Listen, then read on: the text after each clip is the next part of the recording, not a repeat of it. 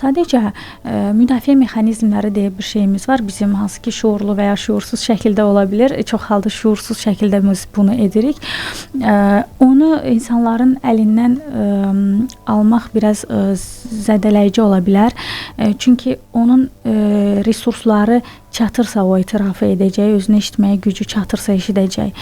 Yəni düşünün ki, yatmış bir aslanı zorla oyadırsınız da, məsələn bir qadına gəlib deyirsiniz ki, bax da sənin həyat yoldaşın sənə xəyanət edir və yaxud da bir kişiyə. Əslində bəlkə də bir fərqindəlik var orada. Sadəcə üzləşməyə onun bəlkə də hal-hazırda uyğun görmür. Onu tam görmək istəmir və yaxud da onu görməzdən gəlir. Salam, hər vaxtınız xeyir olsun əziz Planet FM dinləyiciləri. Siz Azərbaycanın ilk elmi maarifləndirici radiosunu eşidirsiniz. Sizinlə mənəm Nigar. Zaman maşınında səyahətimiz başlayır. Bugün çox vacib mövzuda danışırıq və bu mövzuda həmsöhbət olmaq üçün studiyamızın qonağı uzman psixoloq, psixoterapevt, Qərbi Kaspi Universiteti Psixologiya və Sosial İş Kafedrasının müəllimi, Evimdəki Psixoloq Terapiya platformasının uzman psixoloqu, Türkiyə Cinsi Sağlamlıq İnstitutu Assosiasiyasının fəxri üzvü Səbinə Bayramovadır. Səbinə xanım, xoş gəlmisiniz. Xoş gördük. Təşəkkür edirəm ki, dəvətimizi qəbul etdiniz və gəldiniz. Xoş oldum. Səbinə xanım, biz bugün sizinlə həddindən artıq bağlanma haqqında danışmaq qərarına gəldik. Səhv etməmsə, psixologiyada belə bir sindrom var, onu Adel sindromu adlandırırlar. Məşhur yazıcı Səfillər romanının müəllifi Victor Hugo'nun qızı Adel Hugo'nun adı ilə bağlı olan bir sindromdur. Deməli, Adel Hugo gənc yaşlarında bir zabitə aşiq olur və özünü inandırır ki, o da onu sevir. Sadəcə cəsarəti çatmadığı üçün bu sevgini etiraf etmir və bütün qalan ömrünü Adel Hugo həmən bu cavabsız sevgiyə həsr edir. Hətta o şəxsin də həyatını qaraldır, onu da izləməklə məşğul olur. Düzdür, bunun bir adı var, obsessiv-kompulsiv pozuntu. Amma bax, bu həddindən artıq bağlanma kiməsə və emosional yaxınlıq arasındakı fərq nədir? İstəyirəm bundan başlayaq. Biz hardan başa düşək ki, kiməsə həddindən artıq bağlanmışıq, yoxsa sadəcə emosional yaxınlıqdır və insanlıq halıdır, necə deyirlər? Bu tam normal qəbul olunmalı bir məsələdir. Təşəkkür edirəm, çox dəyərli bir mövzuya toxunduğunuz üçün. Burada əslində biz bağlılıqla asılılıq terminləri üzərindən gedə bilərik. Sadəcə az öncə toxunduğunuz mövzuya da bir rəy bildirmək istərdim ki, bəzən o bəhs etdiyiniz mövzudakı xarakterlərin hansı ki orada aşiqlik var, qarşılıq almadan, cavab almadan ki o münasibət əslində ortada yoxdur, amma münasibət kimi onu yaşaması və yaxud ona fərdin şeirlər yazması, əsərlər yazması çox zaman fərdin öz tənhalığına, aşiqliyindən xəbər verir bizə. Biz bu şəxslərdə əslində qarşılıqlı bir münasibət görməkdə çox zaman çətinlik çəkirik. Qarşısındakı şəxsdən bir cavab almadığı halda hansısa emosiyaları dərindən yaşayırsa, belə vəziyyətlərdə burada və yaradıcılıq da varsa işin içində daha çox tənhalıqdan danışa bilərik. Tənhalıq məsələsinə çox əslində toxunulmur bir çox müzakirələrdə, toxuna da bilərik və asılılıqla bağlılığa gəldiyimiz zaman əslində bağ yaratmaq aramızda partnyor olaraq, həyat yoldaşı olaraq bu çox dəyərli bir qavrayışdır bizim üçün və olmasını da öncəlik üstünlük veririk. Sadəcə bunun asılılığa keçməməsinə cəhd etməliyik, çalışmalıyıq. Bir çox hallarda bağlılıqla asılılığı gənclərdə müşahidə edirik ən çox işləyərkən qarışdıra bilirlər, asılılıq dərəcəsinə gətirib çıxara bilirlər. Bunu məsələn primitiv bir misalla baxsaq, təsəvvür edin ki, siz bir sinemaya getmək istəyirsiniz. Maraqlı bir sizin üçün diqqətinizi cəlb edən, çoxdan da gözlədiyiniz bir film nümayiş olunacaq. Ancaq getmək istədiyiniz dostunuz, məsələn, asılı olduğunuz deyək və yaxud da partnyorunuz gedə bilmir deyə və yaxud da getmək istəmir deyə siz o şiddətli olan istəyinizdən imtina edirsiniz. Siz də getməkdən, o fikirdən daşınırsınız. Burada artıq bağlılıqdan yox, təbii ki, bir simptomla diaqnoz qoymaq doğru olmaz. Bunun bərabərində bir neçə əlamətlər də müşahidə olunursa, artıq biz asılılıqdan şübhələnə bilərik. Bu zaman o fərdlərdə biz daha çox şəxsi zonada çətinliklər görə bilirik. Hansı ki, şəxsi zonasında xoşbəxt ola biləcəyi bir hovuz yoxdur da, metafor istifadə etsək. Yəni o hansı ki, havuza biz bir neçə xoşbəxtlik musluğu açmalıyıq.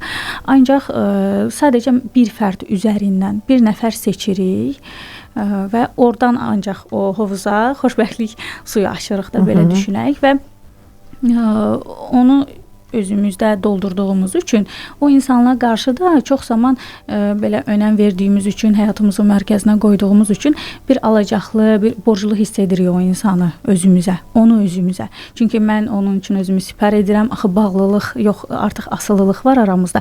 Asılılıq olduğu üçün onun məmnun etmək üçün, onun belə könlünü xoş etmək üçün əlimdən gələn ən yaxşısını, yəni özümü qoyub bir kənara, öz şəxsi, belə deyək də, ehtiyaclarımı ikinci plana, üçüncü plana atıb öncəlik olaraq onu yerləşdirdiyimə görə mərkəzə artıq bütün resursları ora xərclədiyimə görə həm yoruluram emosional olaraq, həm də artıq ondan da nələrsə gözləməyə başlayırıq. Amma qarşımızdakı insan da təbii ki, o asılılığa cavab vermədiyi üçün və yaxud ola bilər bu prosesi başa da düşməyə bilər, normaldır. Bizdə orada artıq aqressiya yaranmağa başlaya bilər həmin şəxsə qarşı. Bu da münasibəti zədələyə bilər. Və burada şəxsi sərhədləri qorumaq məsələsi vacibdir də. Bəli. Çünki bəzən həddindən artıq diqqət tələb olunur qarşı tərəfdən. Mən məsələn şəxsi həyatda partnyordan danışıram. Həddindən artıq diqqət tələb olunur və o insanın da bir fərd olduğunu unuduruq biz, təəssüf ki. O insanın film zövqü bizim film zövqümüzlə üst-üstə düşməyə bilər. Musiqi zövqümüz oxşar olmaya bilər. Bu tam normaldır. Axı o bizim əkizimiz deyil və bizim klonumuz deyil. Hətta əkizlərin də xarakteri fərqli olur bəzən. Bizim klonumuz deyil və bizim təkrarımız, bizim copy-paste'imiz deyil. Yəni onu nüsxələyib yaratmayıblar və bizim istəklərimiz onun istəkləri ilə üst-üstə düşməyə bilər. Amma təəssüf ki, bəzən əsasən qadınlarda olur bu, amma mən burada fərqlilik qoymaq istəmirəm. Ola bilər kişilər də bu asılılıqdan, bu emosional asılılıqdan, emosional diqqətsizlikdən əziyyət çəksinlər və yalnız mənim yəni hərəkətlərimə diqqət et. Məsələn, bu geyim mənə yaraşır yoxsa yox. Mən filan filmə, seriala baxıramsa, sən də mütləq ona baxmalısan və yaxud da insan məsələn oturub öz smartfonuna baxır, lap tutaq ki, çevirir, scroll edir və boş-boş vaxtını keçirirsə, mütləq onu nə edirsən orada, kiminlə yazışırsan demək. Yəni şəxsi sərhədləri çox vaxt unuduruq biz.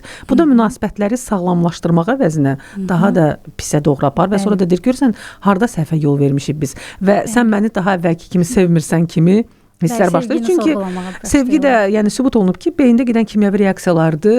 Oksitosin, dopamin hormonlarının ifrazıdır, xoşbəxtlik hormonlarının və bir müddət bu kimyəvi reaksiyalar nəticəsində biz sanki belə xəyallar aləmində oluruq və o xəyallar çəkiləndən sonra, o konfet buket dövrü bitəndən sonra artıq reallıq başlayır və biz sanki o yəni münasibəti yenidən gözləməyə başlayırıq. Əslində çox önəmli bir məsələyə toxundunuz. Şəxsi sərhədlər bizə daha kiçik yaşlarımızda öyrədilən bir məsələdir.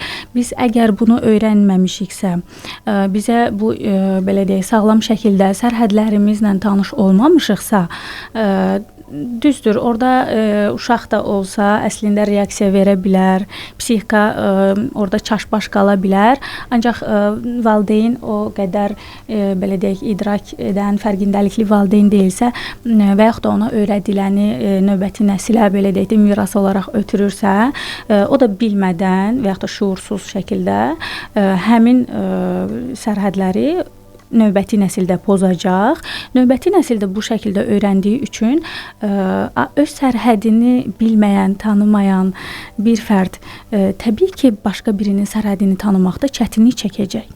Öz mənini, öz sərhədlərini öyrətmədiyimiz bir fərd, yəni sizə belə deyək, yaşıl rəng öyrədilib, çayın dadı öyrədilib.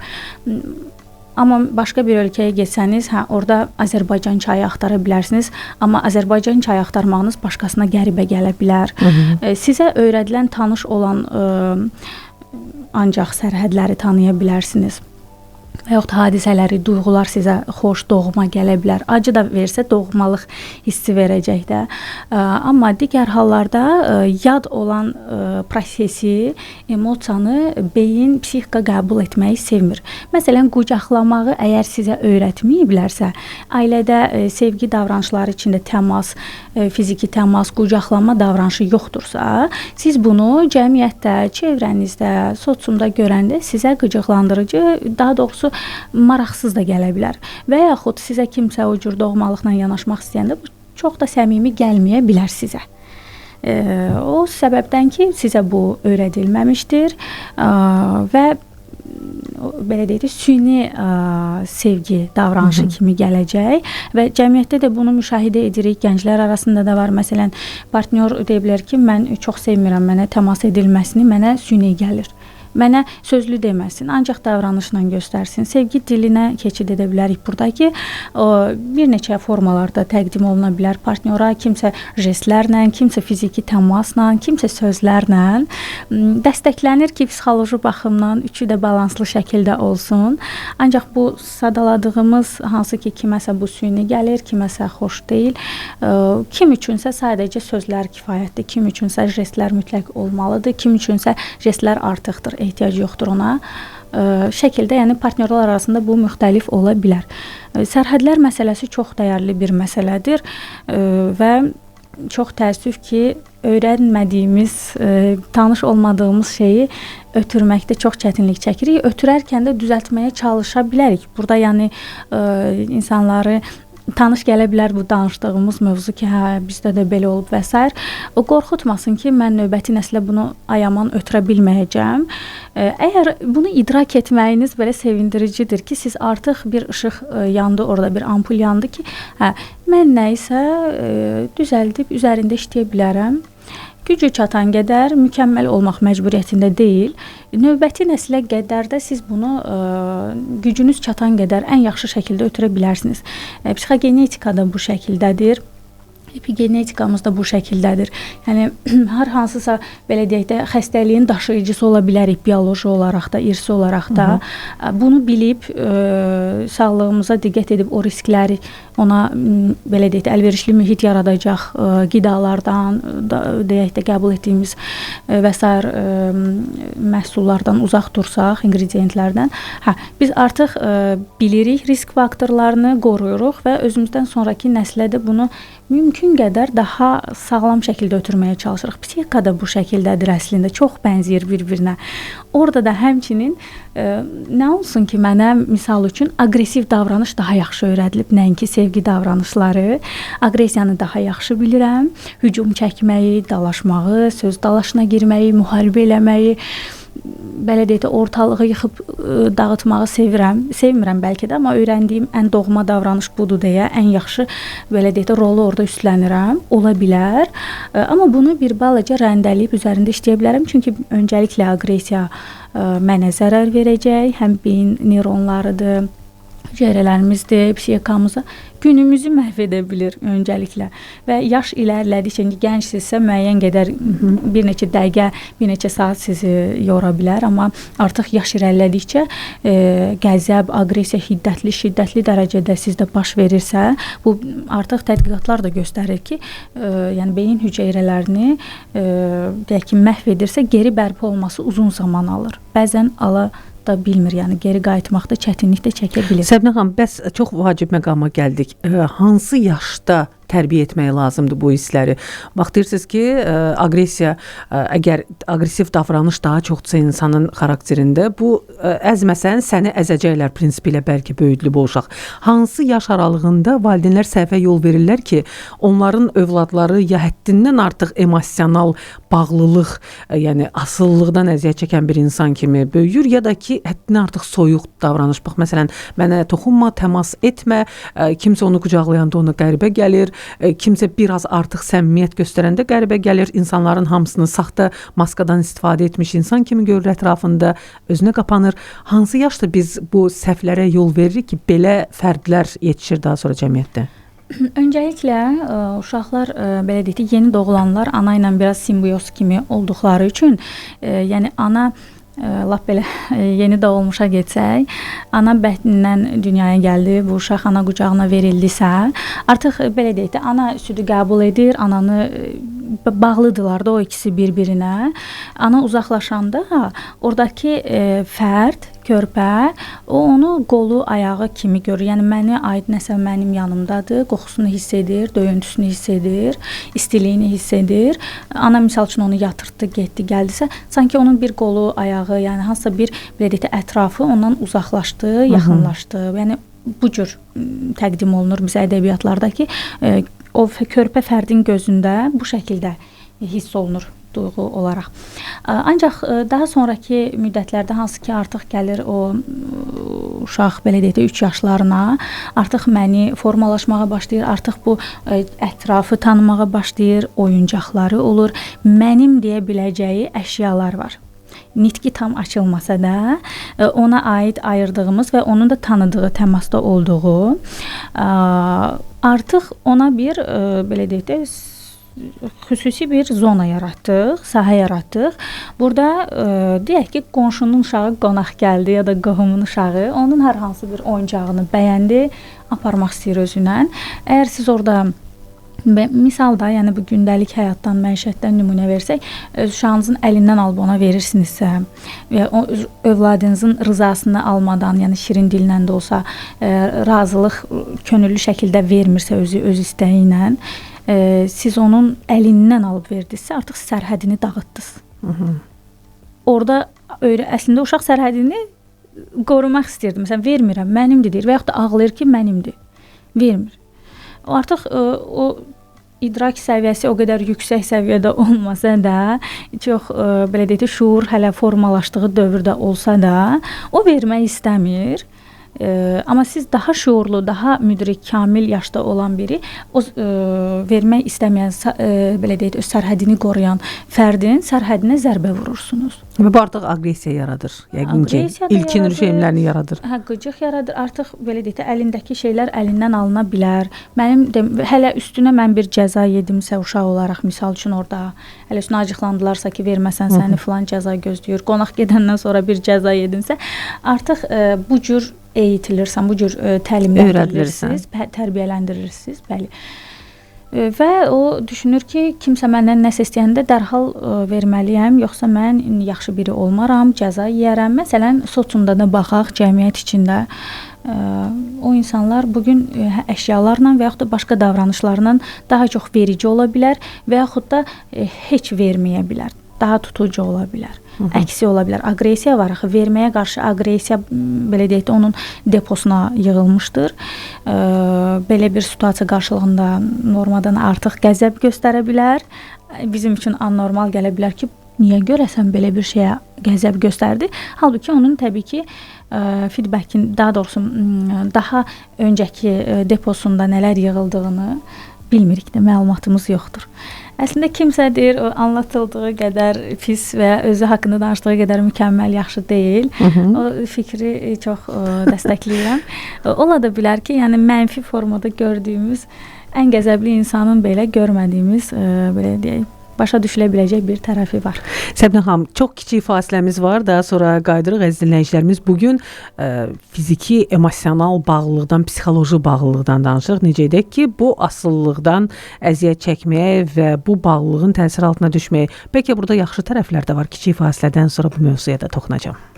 Əziz dinləyicilərimiz, bugün uzman psixoloq, psixoterapevt Səbinə xanım Bayramova ilə bərabər emosional, psixoloji asılılıqdan, bağlılıqdan danışırıq və sevgi ilə asılılığı necə ayırd etmək olar Səbinə xanım? Təşəkkür edirəm yenə dəyərli suallarınız üçün. Burada sevgi əslində bir əməkdir. Sevgi nədir sualını çox ünvanlayırlar bizim sahədə.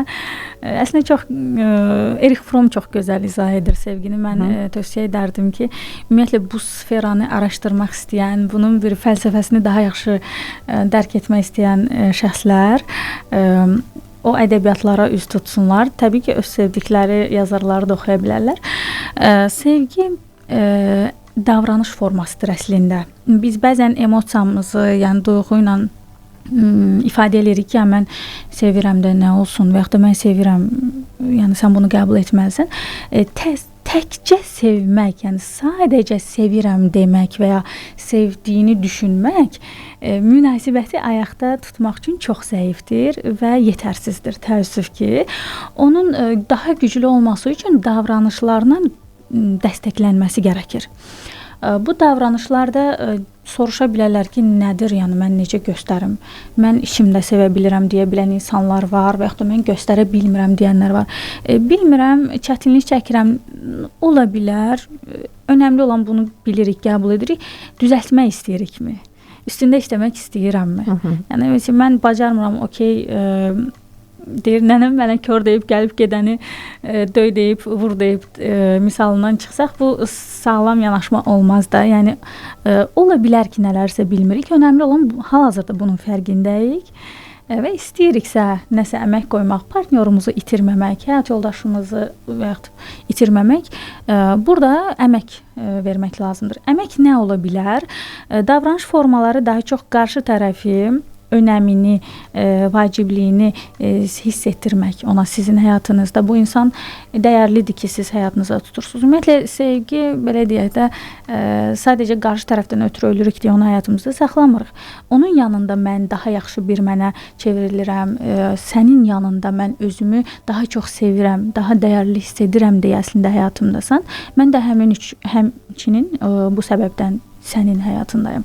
Əslində budur bunun açıqlaması. Sevgi davranışlarının içində dediyimiz kimi jestlər ola bilər, sözlər ola bilər. O jestlər, yəni mütləq ki, gedib bahalı hədiyyələr alıb təqdim etməlisiniz demək deyil, yanlış anlaşılmasın. Burada yəni kiçik jestlər də ola bilər. Misal üçün mən bilirəm ki, Nigar filan davranışları çox sevir və yaxud filan yerdə çay içməyi çox sevir, filan küçədən keçməyi çox sevir. Yəni ona bu balaca da olsa, böyük də olsa jestləri sürpriz edə bilərəm. Həmin gün onun üçün 1 saatlıq belə bir zaman ayıra bilərəm, nə qədər işim çox olsa da.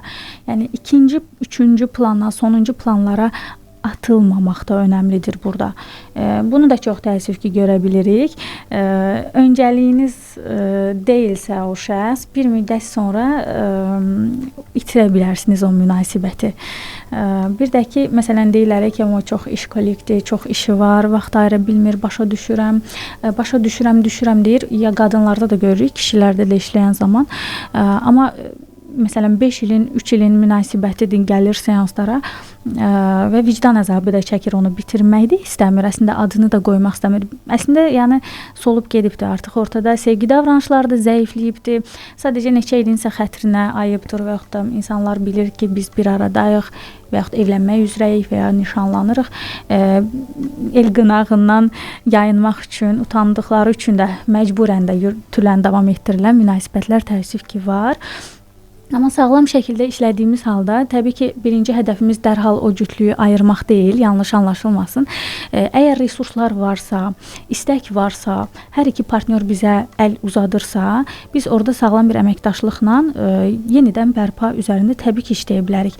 Amma hər iki partnyor əl uzatmırsa, biz ya tək əllə işləyiriksə, əməkdaşlıqda bizə yardımcı olmurlarsa, təəssüf ki, psixoloji dəstəyi də professional şəkildə aparmaq istədiyimizə görə, yəni biz də etiraf etməliyik, dürüst olmalıyıq ki, işlədiyimiz şəxslərə qarşı ki, bu yürüyər yoxsa yürüməz, yəni bu durumda. Yəni ya fərdi şəkildə işləyəcək, müraciət edən şəxsin resurslarını yenidən bərpa etmək, onu sağlam, belə deyək də, həyata qaytarmaq üçün əlimizdən gələni peşəkar şəkildə işləyəcək, ya da digər partnyor da əlini bizə uzadarsa, hər ikisi əməkdaşlıq edərsə, o münasibət ya sağlam şəkildə birləşib bərpa olunub daha güclü şəkildə irəli gedəcək, ya da sağlam şəkildə ayrılıq üzərində işləyəcək. Sağlam ayrılığı da çox təəssüf ki, cütlüklər çox təəssüf ki, Azərbaycan gəncliyində müşahidə edirik, bacarmaqda çox çətinlik çəkilir. Bilirsiniz nəyə görə Səbinə xanım? Məncə, mənim fikrimdə bu. Çünki bax deyirsiniz, bizə müraciət etsinlər. Məncə mütəxəssisə müraciət etməzdən əvvəl insanlar özlərinə artıq etiraf etməlidirlər. Yəni burada yetkin insanlar arasındakı münasibətlərdən söhbət gedir də, yeniyetmə və uşaq yaşlarındakı münasibətlərdən söhbət getmir ki, əgər yetkin insan 18 yaşı tamam olubsa, kifayət qədər uzun müddət bərabərdirlər cütlükdürsə, hətta ailə cütlüyüdürsə, insan özü özünə etiraf etməlidir ki, bu münasibətlər artıq bitib düşünürəm ki, yəni bitmiş münasibətləri davam etdirməyin, necəsə bir şəkildə davam etdirməyin sonu yoxdur. Bu onsuz da əvvəl-axır bu nöqtə qoyulmalıdır. Və mütəxəssisə də müraciət edəndə ki, nəsə bir qığılcım tapsınlar və yenidən başlasınlar. Yəni bu artıq düşünürəm ki, doğru yol deyil. Bax biz özümüzə etiraf etməkdən çəkinirik. Bəzən özümüzü sanki o sədd kimi qorumağa çalışırıq ki, yox, sevgi bitməyib. Hələ biz şans verə bilərik, davam edə bilərik. Yox, nəyinsə xətrinə, çox vaxt uşaqların xətrinə edilir də bu. Yox, nəyinsə xətrinə bir yerdə qalmaq və siz el qınağını çəkdiniz, filan kəs nə deyər, qohumlar nə deyər, valideynlərimiz nə deyər, xətrinə davam etdirilir və daha sonra da ona görə sağlam ayrılıq alınmır. Necə alınsın? Məncə qüvvət əslində orada bir rasionalizasiyadan danışa bilərik. Uşaqlara görə ayrılmıram və yaxud da hər hansısa bir yəni səbəb göstərmək əslində çox zaman yəni əsl səbəb olmaya bilər. Yəni etdiyimiz davranışa mənalı bir səbəb göstərməyə çalışırıq. Əslində o etiraf etməyə toxundunuz. O da çox önəmli, dəyərli mövzudur. Sadəcə müdafiə mexanizmləri deyə bir şeyimiz var. Bizim hansı ki şuurlu və ya şuursuz şəkildə ola bilər. Çox halda şuursuz şəkildə biz bunu edirik. Onu insanların əlindən almaq biraz zədələyici ola bilər. Çünki onun resursları çatırsa o etirafı edəcək, özünü eşitməyə gücü çatırsa eşidəcək. Yəni düşünün ki, yatmış bir aslanı zorla oyadırsınız da, məsələn bir qadına gəlib deyirsiniz ki, bax da sənin həyat yoldaşın sənə xəyanət edir və yaxud da bir kişiyə. Əslində bəlkə də bir fərqindəlik var orada. Sadəcə üzləşməyə onun bəlkə də hal-hazırda uyğun görmür. Onu tam görmək istəmir və yaxud da onu görməzdən gəlir. Yəni tam əmin də deyil, amma hiss də edir bəlkə. Biz onu zorla onu görmək üçün itələyək ki, gəl bunu gör, özünə etiraf et. Bəzi insanların həqiqətən resursu var, bunu daşıya bilər. Bəzi insanlarda bu başqa psixi pozuntulara aparıb çıxara bilər, gücü çatmaya bilər. İntihara qədər gedə biləcək vəziyyətlər var. Ona görə biz zorla bunu başa düş, qəbul eti hər kəsə şamil etməkdə uyğun görmürük də, yəni dəstəklənmir. Zərər verə bilərsə. Yox, bu adamın resursları varsa, qəbul edə biləcək, belə deyək də, intellektual səviyyəsi buna icazə verirsə, bunları eşitməyə və həzm etməyə, orada artıq işləyirik. Kimlərsə də ki, bu çətindir. Əgər təbii ki, öz belə deyək də, şəxsiyyətində mübarizə aparmır, artıq terapiyaya peşəkar dəstəyə gəlibsə, orada da özünü hazır hiss edəndə o nöqtəyə biz artıq işləməyə başlayırıq. Yəni bu artıq bu fərd hazırdır bunu eşitməyə. Bu ola bilər indi 2 görüş, 3 görüş sonra fərdə görə dəyişir. Hər kəsin resursları fərqlidir. Ona da belə deyək də hörmətlə və daha sağlam şəkildə yanaşmaq dəstəklənir. Əslində münasibətlərin sağlam olması, sevginin sağlam olması, həm də cəmiyyətin sağlamlığı deməkdir son nəticədə. Burada söhbət psixoloji sağlamlıqdan gedir ki, bu sağlamlıq da son nəticədə gəlib insanın işində, fəaliyyətində özünü göstərəcək. Onun hansı sahədə olmasından asılı olmayaraq işinə müsbət təsir göstərəcək. Əgər onun həyatında bu baxımdan hər şey qaydasındadırsa. Səbinə xanım, mən sizə təşəkkür bildirirəm. Düşünürəm ki, qısa da olsa çox faydalı söhbət etdik sizinlə. Amma verilişimizdə ənənəvi bir sual var, o sualı da sizə ünvanlamaq istəyirəm. Düzdür, psixoloqların bu suala adətən standart cavabı olur, amma hər halda sınıyaq. Əgər zaman maşını ixtira olunsaydı, siz hansı dövrə səyahəti seçərdiniz? Keçmişə gedərdiniz, indiki zamanda qalardınız, yoxsa gələcək sizə daha maraqlıdır? Gələcək həmişə maraqlıdır bizim üçün. Gələcəyi düşünürəm ki, həmişə maraqla gözləyəcək, bunu etiraf edək. Amma ilişib keçmişdə və ya gələcəkdə qalmaq da təbii ki, belə deyək, bu anı qaçırtmağa səbəb ola bilər deyə bu anı seçərdim yəqin ki. Bəli, elə bu cavabı da gözləyirdim, etiraf edim. İndiki zamanda yaşamaq və indiki halından zövq almaq. Və keçmişdən nəticə çıxarıb gələcəyə doğru həmən təcrübə ilə addımlamaq. Minnətdaram sizə Səbinə xanım. Təşəkkür edirəm. İşinizdə uğurlar arzu edirəm. Çox xoş oldu. Çox sağ olun. Mənim üçün də dəyərli bir mövzu oldu, söhbət oldu. Çox sağ olun. Minnətdaram. Əziz dinləyicilərimiz, bugün uzman psixoloq, psixoterapevt, Qərbi Kaspi Universiteti Psixologiya və Sosial İş kafedrasının müəllimi, Evimdəki Psixoloq Terapiya platformasının uzman psixoloqu, Türkiyə Cinsi Sağlamlıq İnstitutu Assosiasiyasının fəxri üzvü Səbinə xanım Bayramova ilə zaman maşınında söhbət etdik. Düşünürəm ki, bizim qədər sizə də maraqlı oldu bu söhbət. Təşəkkürümü bildirirəm. Özünüzə və planetə yaxşı baxın deyirəm.